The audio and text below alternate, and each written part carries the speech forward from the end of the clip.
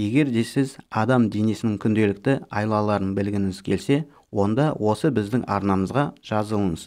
Қашанда сіз 5 минут, не 30, не 60 минут серуендегенде ағзаңызда мынадай нәрселер орын алады. Ал сіз білдіңіз бе? Жаяу жүру әлемдегі ең жақсы дәрі-дәрмектердің бірі.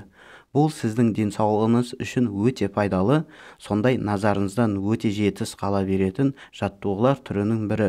Бүгінгі таңда серуендеуді ауыстыратын көптеген қозғалыс құралдары бар. Күн сайын бұл қозғалыс құралдары жаяу жүру қадамымызды азайтуда, және бұл жақсы емес. Біз үшін жаяу жүру аса маңызды. Бұл жіберіп алған жаяу жүру қадамдары біздің жалпы денсаулық жағдай үшін өте маңызды. Тыңдаңыз. Сіз мына нәрсені білуіңіз керексіз. Яғни қаншалықты ұзақ жаяу жүрсеңіз, соншалықты денеде химиялық өзгерістер болады. Сіз енді қалай осы үстемдікті түсінесіз? Сонда сізде көбірек жаяу жүру қалауыңыз артады.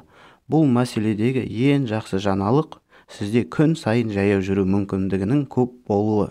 Сіз азық-түлік алу үшін супермаркетке барғанда көлікке отырудың орнына жаяу барып қайтсаңыз болады.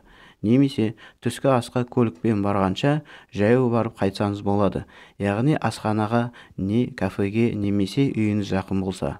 Дәл қазір біз қалай 5 минуттық, жарты сағаттық, немесе 1 сағаттық жаяу жүріс сіздің денсаулығыңыз бен әл-ауқатыңызды жақсартатынын қарастырамыз. Құлаққа тартымды естіледі ме? Онда іске көшейік.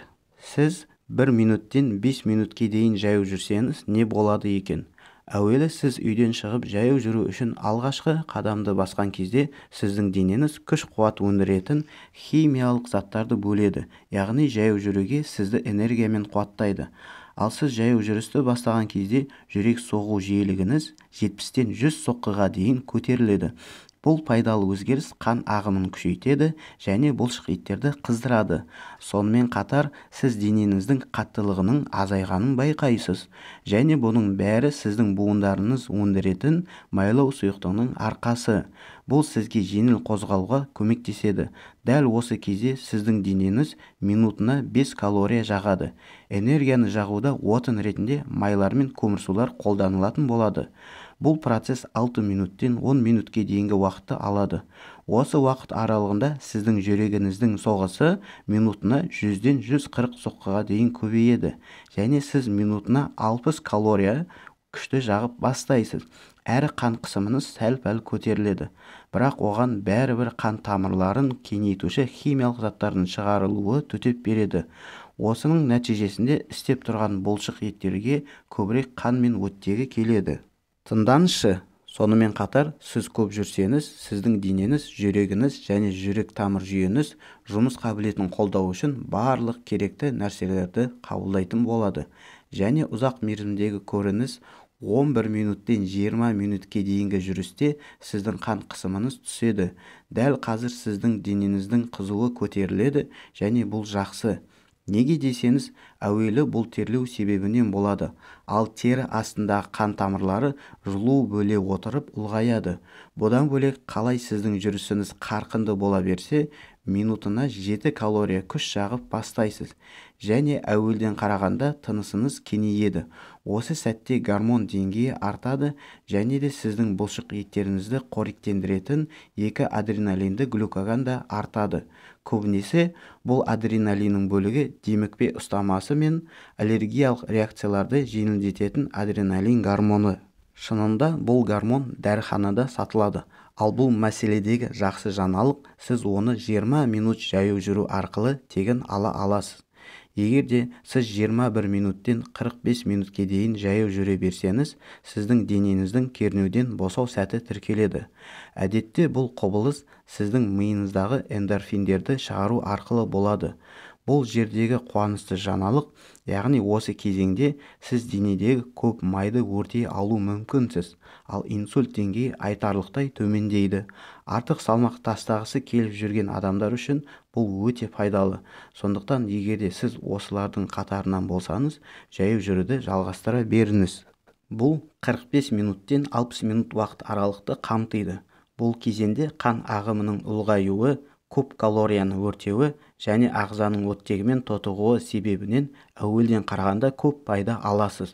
Сондай-ақ сіз жүрегіңізді нығайтып жатқаныңызды, зиянды майлардан арылып жатқаныңызды, иммундық жүйеңізді нығайтып жатқаныңызды және күн астында жүргендіктен Д дәрумені деңгейін арттырып жатқаныңызды жақсы сезініп, өзіңізді керемет сезінесіз.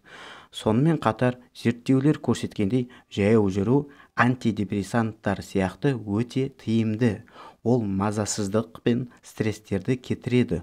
Бұл таңғажайып артықшылықтарды кім сезінгісі келмейді. Мұның мәнісі мынада: барынша жаяу жүруге тырысу. Сіз тіпті бұны күнделікті іске айналдыра аласыз. Күн соңында сіздің денеңіз керемет сезімде болады және бұл ең бастысы. Түйіндеп кетсек, жаяу жүру бұл физикалық және психикалық әл-ауқатқа пайдалы әрі тегін және жеңіл жаттығу. Жаяу жүру деменцияның ерте басталуын болдырмайды және Альцгеймер ауруының даму қаупін азайтады. Жаяу жүру стрессті азайту және эндорфиндерді шығару арқылы жалпы психикалық әл-ауқатты жақсартады. Жаяу жүру көздің қысымын жеңілдету және көру қыртысын нығайту арқылы глаукомамен күресуге көмектеседі. Жүрек ауруы мен инсульттың алдын алуда жүгіру сияқты серуендеу тиімді. Жаяу жүру өкпенің көлемін арттырады және тыныс алуды жақсартады. Бұл өкпе ауруы бар адамдар үшін пайдалы.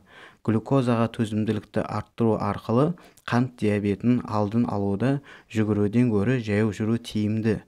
Жаяу жүру ас қорытуды жақсартады, ішек қозғалысын реттейді және тоқ ішек қатерлі ісігінің қаупін азайтады. Жаяу жүру болшық еттерді сергітіп, салмақ жоғалтуға көмектеседі. Жаяу жүру буындардың қозғалғыштығын қамтамасыз етеді, сүйектердің жоғалуын болдырмайды және сыну қаупін азайтады. Жаяу жүру арқадағы ауырсынуды жеңілдетеді және омыртқа құрылымындағы қан айналымын жақсартады. Жаяу жүру көңіл күйді жақсартады және депрессия белгілерін жеңілдетуге көмектеседі. Жиілік қарқындылық уақыт, яғни фит формуласы. Жаяу жүруге арналған нұсқаулық. Жиілікті біртіндеп арттырыңыз, қарқындылық үшін оңтайлы қарқынды орнатыңыз және күніне 30 минутты мақсат етіңіз. Досыңызбен немесе жақын адамыңызбен серуендеудің жағымды әсерін күшейте алады. Сабаққа қосылу, серуендеп жүрген жолдас табу немесе жеке жаттықтырушыны жалдау серуендеуге мотивация береді. Жаяу серуендеудің денсаулыққа пайдасы көп. Сізге бақытты серуендеу тілейміз.